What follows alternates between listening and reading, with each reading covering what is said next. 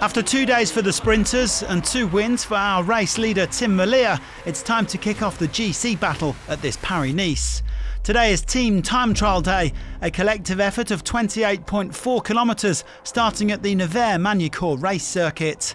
It's the third straight year a TTT has featured on Paris-Nice, and it remains a unique challenge for the peloton. It's a special discipline. We don't do it so often anymore, so obviously not everyone is used to do it a lot, and so my role is like to kind of get some calm into the team, take some long turns so the others can recover, and try to go as fast as possible.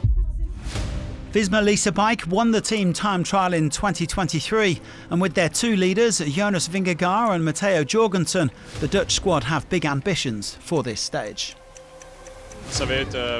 The TTT is the key day of the week for us. We practiced a lot in January and again on Saturday, so it's an objective. We want to win the stage, but also gain time on the other GC teams. Well, the team time trial is a very technical discipline, and starting on a motor racing circuit won't make it any easier. It's a fast course, but there is a small climb around 4 kilometres from the finish, with passages at 11%. The clock stops when a team's first rider crosses the line, and each of them will be credited with their actual time on the stage. Well, the first team to roll down the ramp at 2:30 p.m. local time were Tudor Pro Cycling. They quickly lost a couple of riders, but the rest kept plugging away to put Julian Alaphilippe and Michael Storer in the best possible position. They set the early benchmark of 31 minutes and 32 seconds. Well, the intermediate checkpoint at the halfway stage also gave an indication of how different teams were getting on. Groupama FDJ underway with their TT specialists Stefan Kung and Remy Cavagna. So too were Jaco Alula. The Australians always go well in the TTT, but they lost a key man yesterday in Luke Durbridge. Even in his absence, they set an excellent time. Michael Matthews leading in Ben O'Connor in 30 minutes and 41 seconds, almost a minute quicker than Tudor. Yeah, I don't think we could have gone faster. I mean, it sucked to lose Luke yesterday. You know, he's a huge engine, and yeah, some parts there where I think with one extra guy that would have helped, but that's how it was, and I think we did a great ride. The Ineos Grenadiers could only manage 5th place despite the presence of Josh Tarling and Tobias Foss, while Stefan Bissiger and Decathlon AG2R came in 7th. And it was a disappointing day for Groupama FDJ as they finished outside of the top 10, Kung leading in Guillaume Martin-Guillonnet. Well, even some of the biggest GC teams were unable to unseat Jaco Alula. UAE Team Emirates XRG won the TTT last year, with Brandon McNulty taking yellow, but this time around the American came in 27 seconds down alongside Joao Almeida and Jonathan Narvaez.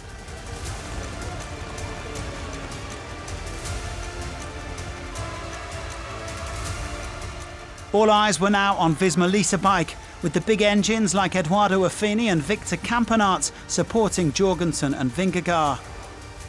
They were 8 seconds faster than Jaco Alula at the first split, and they kept increasing the gap. The 2 leaders are powering into Nevers and vaulting their way to the top of the leaderboard. What's it going to be? They're coming up to the finish line. Visma Lease bike stopped the clock with 30 minutes and 26 seconds, 14 seconds to the good of Jaco Alula.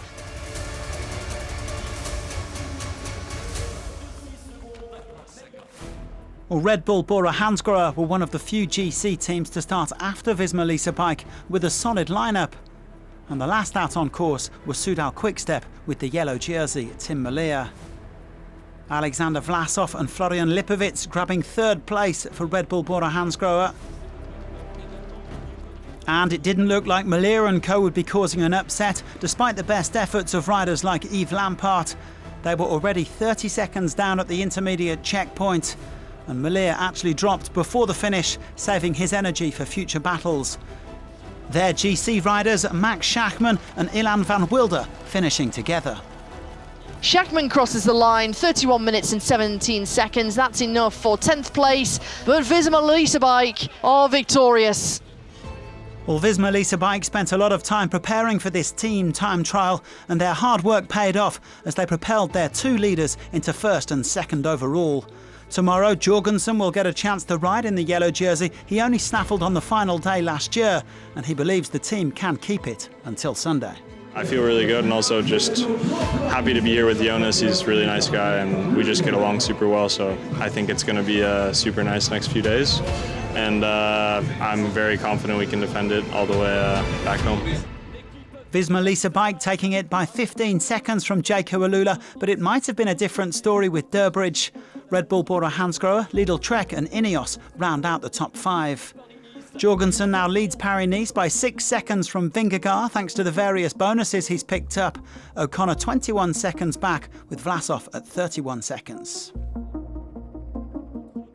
Malia may have lost the yellow jersey, but he still holds the green jersey as the leader of the points classification, ahead of Arnaud Démare and Axel Zinglet. There were no mountains points today, so Alexandre Delettre is still in the polka dots. But we've had another change of white jersey. Florian Lipovitz now the best young rider by just 5 seconds from Matthias Schjelmoser. Tomorrow's 4th stage features a summit finish on the Loge des Gardes, where Tadej Pogačar got the better of David Gaudu 2 years ago. It should be a cracker, so join us again on Wednesday, and thanks for watching.